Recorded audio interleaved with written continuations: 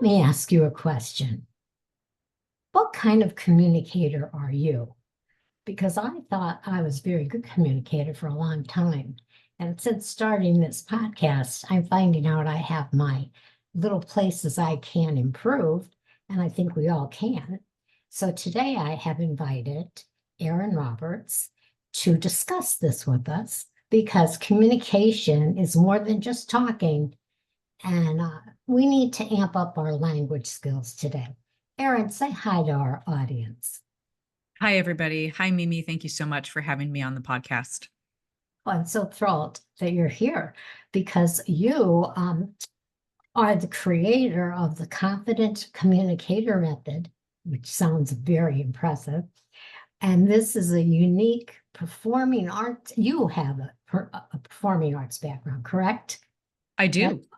And I'm excited about that because one of my grandsons, it was in theater school for a couple years now, and now he's going to New York, making the big leap. Oh, wow. Good for him. And he was accepted for the Stella Adler Theater School for the summer. Wow. So, I'm very excited about that, as you can tell. Yeah. No, that's a big deal. The Stella Adler method is very well renowned. Yeah, so I'm very proud of him. And but you help women learn how to have high stakes conversations with confidence.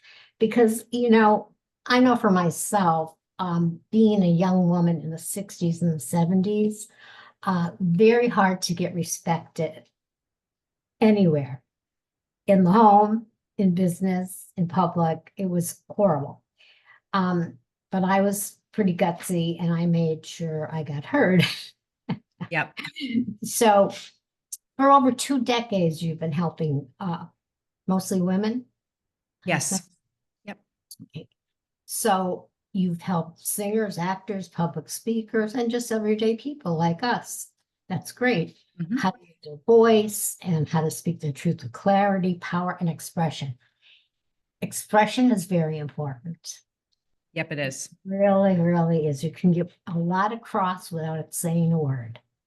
I Mhm. learned that as a child. Um, so anyway, let's get going. So what do you do professionally that empowers women? Yeah. Thank you for that very thorough description. Um, so my method, the Confident Communicator, it teaches a four-step process to help women speak up for themselves in those moments that matter the most. And those could be a variety of different things because what matters to you and me may be different, right? Um, you read in my bio, I have worked a lot with performing artists, I have worked with public speakers, actors, and just realizing how much of that work that we do on the stage can translate over into these more everyday moments, which is where I found myself struggling more so with communication, was not so much at work or in my performing life, but more so at home in my intimate relationships. And so those were those meaningful high stakes moments that mattered a lot to me. And those moments could be they could be work related, something like asking for a raise, for example, or having to deliver some constructive feedback to someone who reports to you at work. That can be uncomfortable, but a very important moment. Or in a more personal life side of things, just moments at home. If you're partnered with your partner, communicating things that may be emotionally charged. As much as our people at home know us and love us, there's also still those uncomfortable moments where we might have to say something or speak up for ourselves, and it doesn't feel great in the moment, but we know that later it will pay off. And those are some of the high stakes moments that my program helps women to prepare for and learn the skills for and confidently execute so that they can feel that sense of power within themselves that yes, I can. Yes, I can communicate what I need. And yes, I can create a life that I love because I'm being myself. Yes. And I, again, will bring up my decades when um, I wouldn't dare ask for a raise. A woman never asked for a raise. And I remember the one time I had been working somewhere and I liked it and the pay was fine and I liked everyone. And the boss said, I want you to train my daughter how to do this job. And I naively thought she was just going to be more help. Sure. Needless to say, I was training her to replace me. It Oh gosh, what a painful experience. was very painful, one of many. And I could not believe and didn't tell me in advance. Like it's not like we're coming back. We have to let you go. I'm going to turn my no. So that happens a Mm. lot, and it's still happening. Yep. It still happens. So I also two failed marriages, but communication would not help there because they were prehistoric men. They were cavemen, Let me guess, irreconcilable differences. irreconcilable. Uh, Yes. they each got 7 years of my life. I got two children out of it. Raised those two children without child support, went through a Wow. lot of abuse. And the first book I wrote is called Raised by Wolves, Trapped by Demons, because the wolves were my parents who would not let me leave the house, wanted me to be a worker bee for the rest of my life to give them money. Oh wow. Yeah, and the demons were the men. When I tried to escape, the only way in those days was get married. Of course. So that was my first attempt. And then it was abusive, damaged men. That's all that I seemed attracted to. But Wow. I got through it. And this is why I wrote the book, because I did get through it. And my husband today, we are together 37 years. Oh, congrats. That's beautiful. So that shows you it was them, not me. There you I go. Yeah, but and thank you for sharing those stories. I come from a different time and a different generation, and I'm always aware and so appreciative of the women who came before, who fought, a lot of those initial battles, women's voting rights, women's rights in the workplace, some of the more social struggles with, raising children and expectations at home and different things. And I'm so lucky to have the benefit of those women. I also am excited about setting up the next generations of women. My daughter is going to be born any day now. She's yeah, here 39 weeks pregnant. But I think about her, and I think about how important it is as a mom for me to set those examples. And for my son too, but I think especially for young women, yeah, we have that extra layer of challenge that does yeah. still exist. You're absolutely right, does still exist in the workplace. We are still paid less. We are still seen in a different way. We are still discriminated for taking time off to raise And children. they're taking back those rights that we fought for. That really upsets me because the 60s and the 70s, we fought for things, right? We didn't have the right to vote. Women don't realize, young women, we didn't have the right to vote for a long time. In the Mhm. 60s, you couldn't even get a credit card unless your husband signed it for you. Oh my Okay. good Lord. Yep. And the abortion thing, same thing. And I Yep. was around with Gloria Steinem and all that. And now I see all that we fought for over the past 50 years or more being taken away. It's very scary. So Yep. my empowerment journey, which I talk about in that book, and the obstacles that I had to come up against.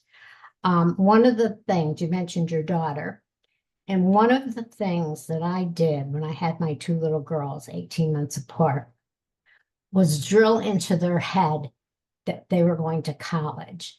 Now, keep in mind that I had no money for food or clothes at the time. Oh gosh. I was But you were waiting. dreaming. Well, no, I was determined because Yeah. I would go to the Goodwill, Salvation Army, wherever I had to go to get food, clothing, whatever. Welfare was not enough. Food stamps was not enough. I would get little side jobs. I would do whatever I had to do. But I always say to them, you're going to college. You are Yep. going to college. It's very important. And my girls all went to college, including my stepdaughter. Yes. And I'm very proud of them. And I'm very happy that I nagged them for the first 18 years of their lives. Yes. Because I know my one daughter said, a friend of hers once when she was in high school said, oh, do you plan on going to college? She said, plan. I've been commanded to go sometime to remember. Yeah. Yeah, But no, thank you for sharing that. And I think that's so important. I'm an educator, I've worked in public education off and on for a long time. And mhm, so that's very near and dear to my heart as well. And I agree that that's one of the ways for women to continue, to build past and build on what the women before us have fought for us and how we can keep going. And yeah, communication is such a big part of that, is yeah, teaching women that yes, we're going to have this extra layer of uncomfortableness, but yes, we can learn how to speak up for ourselves. It might be at home, it might be in the workplace, it might be with friends, parents, whoever, right. even our children. I'm learning how to speak to my son. He's 2.5, and learning how to communicate with him. And that's a whole that's a whole new ball game. You got it. And Mhm, they're so smart and they know too much. Well, they always knew too much, but now they're exposed to a lot more mhm. information and Yep. they get on your phone or whatever. It's kind of hard to say no, Yep. but yeah, I know what you're talking about. My 3.5-year-old great grandson, which I can't believe it when it comes out of my mouth, that great. Oh, that's so beautiful. I know, but it's scary. So he's just like he will roll his eyes at you and give you that side glance. Mhm, I mean, like he knows all the body language, mhm, and he's a mhm. joker and he's smart. And I'm thinking, look out. But let me get back on track here because you have a YouTube channel, right? I Do do. What's the name of your YouTube channel? I don't think I have that in my notes. Yep, my handle is at Erin, Erin Roberts, Roberts, Co, at Erin Roberts Co. And I have a few videos up there. It's a newer channel, but I did put up a 4-part series that I'm very proud of. And that 4-part series walks individuals through my method, the 4 pieces to my method, which are starting with your beliefs. What do you believe about your voice and believe about yourself as a speaker or communicator? And what do you want to believe about yourself? What do you want to believe about your ability to communicate? Mhm. Part 2 goes into the skills. So we say, okay, once we've decided what we want, what is our goal? How do we want to be communicating? Mhm. Then what skills do you need to back that up? Because beliefs are super important. Mindset is the utmost. But if you don't have the hard skills to back it up, you're still going to struggle. So those are things like looking, you mentioned nonverbals, so body language, posture, gesture, facial expressions, a lot of that stuff that we learn automatically and we learn naturally from our caregivers when we're young. Yeah. We're a lot of times not aware of how our face is coming across, how our shoulders, how our Oh, head. yes. Yep. My father, who was an alcoholic, he would call me down middle of the night, Oh sit gosh. at the kitchen table and go on and on and on about his terrible childhood and everything, on and on. And I wouldn't say a word. And then after a while, he'd look at me and he'd say, well, if looks could kill, I'd be dead. Because I must, Right. and I've been told all my life, my face just tells it all, right? But getting back to the children and the college and all that, legacy is very important. And Hmm. my girls, my 2 biological daughters, when they were 18 months old and 2 years old, I was going to college. So on top of the finding money to pay for the macaroni and cheese, I was Oh going my. to college. Oh wow. And I was able to get 2 years in before one of the ex-husbands just made it intolerable. But then 10 years later, I finished. So I got a bachelor's degree at 41 years old. Oh, congratulations. I love that story. But that just shows you determination Yep. and don't forget about the dream. It's not just a dream. It's what you're meant to do sometimes, even if you don't realize it. So, okay, so Erin Roberts dot co. Is that what you said? Dot co. It's Erin Roberts Co. Just co, and no dot after. You know, Not a, yeah, I not on my YouTube channel. okay, I've been seeing this, Earl, and I didn't understand it because I always see .org, .net, .com, and all of a sudden I'm seeing .co, and I'm thinking, are they missing a letter? Yeah, I know that's confusing because my website, it is .co, erinroberts.co. And Oh, it initially it is confusing because you're right. Sometimes you wonder, did they just forget the M? And yeah. I think we ran out of .coms because there's so That many why people. they're doing it? I was wondering. So that's all it is. It's just like when we run out of hurricane names. Yeah, exactly. They just invented a new, Yeah. my first and last name are fairly common, so the .com wasn't available, so I took .co. Well, I think you clarified that for a lot of my listeners because it's fairly new, I think. I just got noticing a lot lately. All right, Yeah. so we're learning all kinds of things here today. So your YouTube channel, I'm going to check that out.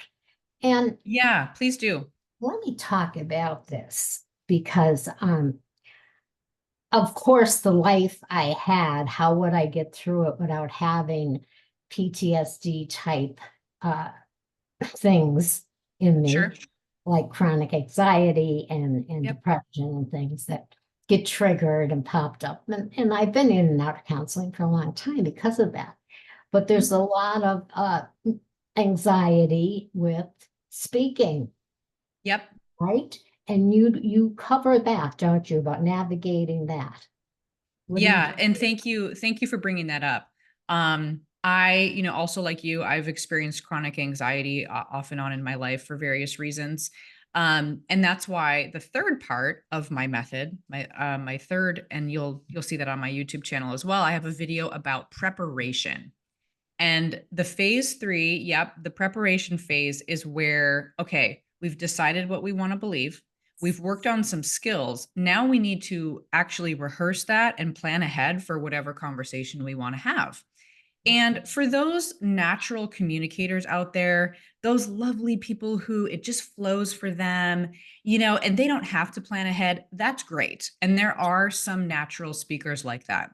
But the vast majority of us, we need a little bit more. We need just a little extra push to get that conversation to be a little bit more polished, or to make sure that we keep our emotions in check, because emotions can really derail a conversation. And to be thinking ahead about, okay, what is my goal? If let's say I'm going to have a conversation with my mom, and maybe there's a little bit of tension there and it feels kind of high stakes, so I go into that conversation and I decide, what is my goal? What do I hope to accomplish with my mom? Am I trying to just say my piece? Am I trying to maybe change a dynamic between us? Am I trying to, I don't know, set up a future time for us to spend time together? Or, what's the goal? And then Yes. from there, backing into that goal and deciding, okay, how do I want to prepare that conversation? What would be a good time? What would be a good setting? What kind of body language do I want to use, right? I want to be relaxed. I want to send my mom a message that, I'm here because I love her and I want to connect with her. So I want to really, prepare. How does my face look? How do my shoulders look? Are my Yeah. arms crossed or uncrossed? Things You like that. I have, like I said, up three, because my stepdaughter I actually raised from when she was 13. So I usually say I have three daughters, because I do. So one is a psychologist, one is a counselor at the VA, and the other one's a teacher. So they're all very well spoken. Mhm. They're all opinionated. None of them are afraid to say what's on their mind. Yep. And I I used to feel that I was walking on eggshells sometimes. Mm. And my therapy has helped me a lot by doing what you just said. Like if I had a misunderstanding with one of the girls, I know what one I could just come right out and say, what's going on? And what do you want to do? I have another Yep. one that I have to be a little bit more, bring it in casually. Sure. I mean, there's just even just introducing the subject to the conversation. Sure. So yeah, you have to do that. And my husband, with the Parkinson's, of course, he's in stage 3, which affects the executive part of your brain. Okay. And usually we're just very off the cuff and everything. We ran a bar together, for heaven's sakes. So you can't imagine. That sounds fun. It was fun, but we drank it. I've been sober for 35 years, but we drank Wow. at it. When we drank, it wasn't so much fun when I got mad. Yep. It's fun until it's not. Yeah, yeah. But what I was getting at with him is I disagreed with him with something. And I was telling him, I might have raised my voice, I'm not sure, but I was disagreeing.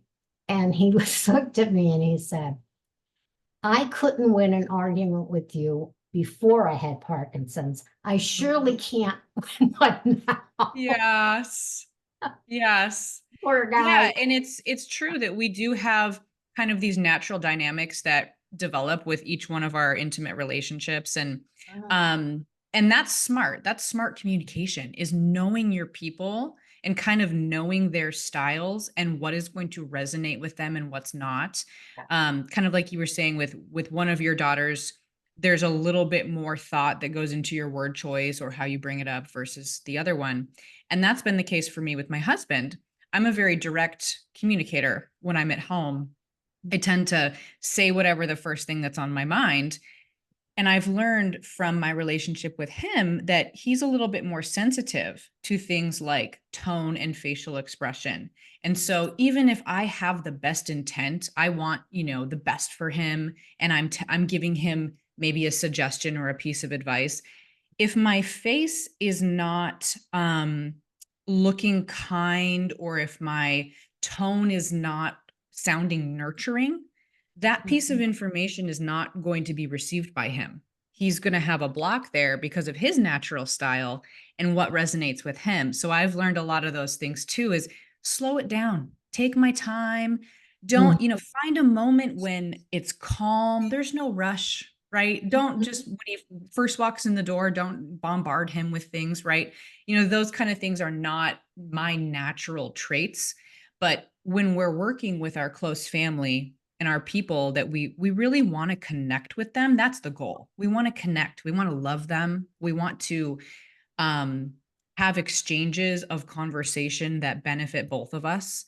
mhm. And in order to make that happen, sometimes we need to make adjustments. So that's a part of that preparation piece of the program. Because I'm like you, I'm a very quick talker. I'm a very quick thinker, sometimes too fast.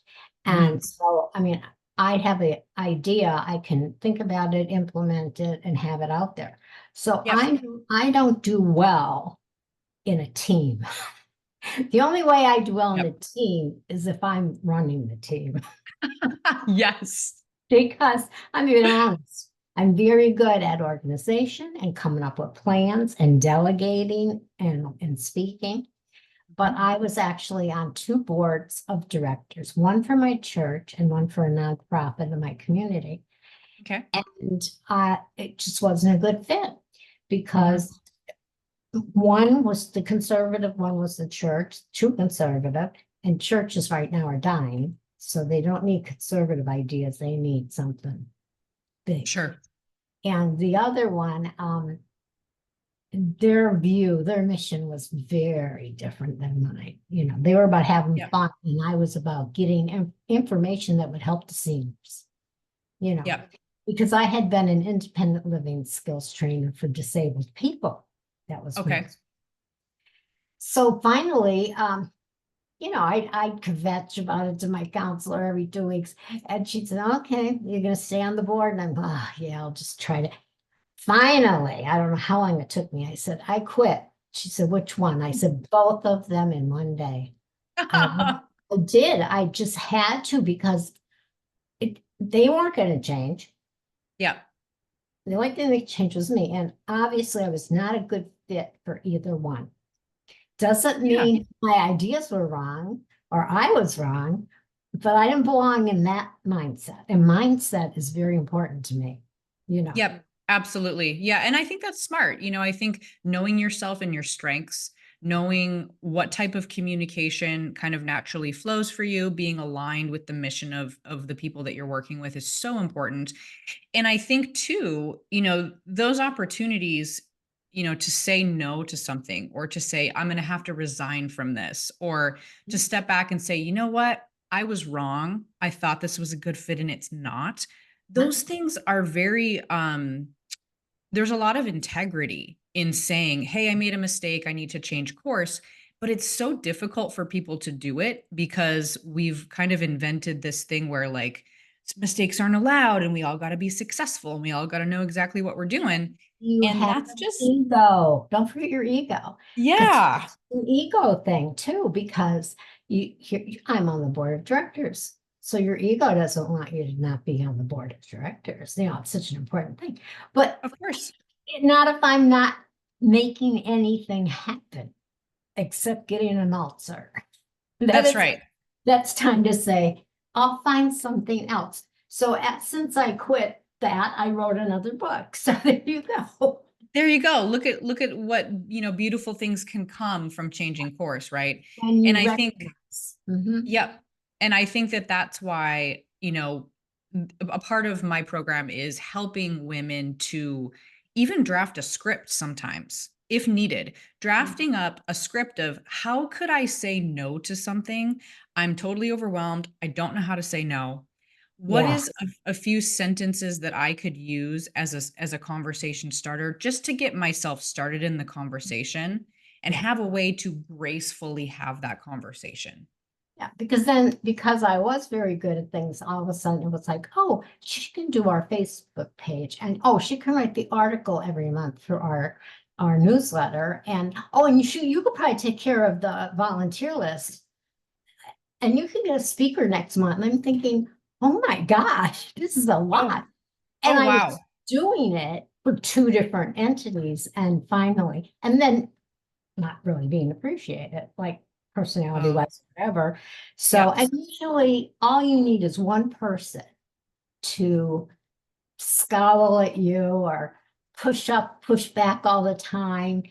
And Yep. that's all you need. And you go, oh, am I supposed to be here? You know? Yep, good for you. And with, Tapping into that yeah, emotional and response is important. I have so many health problems. We could do a whole show on my health problems. So I had to pick myself. And the same thing with the first two husbands. I finally had to pick myself over Right. them. It doesn't matter if I love them or if the one is the father of my children. No, Yep. I had to leave. So this is getting into more than conversation, but it's good. Good. So, It's good stuff. Communication. That's what I mean. Communication just reaches all these parts of our lives. so what are some of the results or benefits that you've seen with your clients after working with you for a while? Have you seen? Yeah.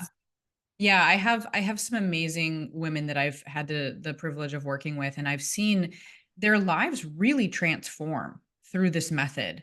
I've seen, friends who were having struggles with family members. I'm thinking of one friend in particular who was having some challenges with her mother-in-law around how are we going to take care of my daughter? Some of those parenting issues can become very emotionally charged, and it is high stakes because this is her child and she wants things done a certain way, but she was having a hard time speaking up for herself or feeling heard.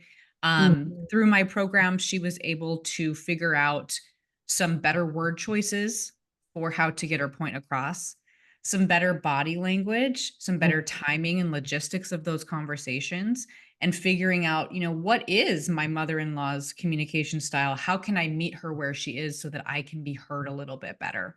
And Yeah. through that, I watched her relationship, their relationship really blossom. It was really, really beautiful to watch that. And I Um, also think to pick your battles. for That's sure. very important. There's something that she's never going to budge on. It's like, let that one go, right? For sure. Yeah. So we talked about you have a web page, and did you say you have a podcast? Do you have YouTube? You have YouTube. Yep. I gave you my YouTube handle and my webpage. Got And that. I'm also on Instagram. Those are the three places that I hang out online, and I publish a lot of free content on there. And then if women are interested in going deeper, then I would love to hear from them if they want to get in touch and check out my mastermind program. Sounds great. You know, I am going to send you a digital copy of my first book. Okay, if you can Please. Ah, and yay. that'll be your fee for today. And Thank after you. you read that, first of all, leave me a review because I don't know if everyone knows you don't have to buy the book on Amazon to leave the review. You can't. Oh, But leave a cool. review and look when you're reading that, see if there's some things that maybe connect to your message because I think you will. I think Yeah. you and then I get think back. there's a lot of alignment with what Yes. you do and what I do. Yes, Yes. and then get back to me in an email and just if you see any topics that pop up that we might discuss, we'll do this again. I would love that. Thank you so much. What a treat. I would love to read your book. Thank you Yes, so I love much. it. While you're in labor. That's right. While I'm sitting here waiting for this baby to come, I'm Yes. like, oh, please, can it be today? I have so much back pain, I just want to get it Yeah, over with. you'll be fine. It's your second one. You'll be Yeah, fine. it'll be great. So everyone, I don't know about you, but I learned a few things. And I hope that we've provided some additional insights and tools for everybody. And I thank you again, Erin, for coming. So remember, express yourself. Don't be afraid to express yourself. Just do it with forethought. And we'll see That's you next. right. Bye-bye.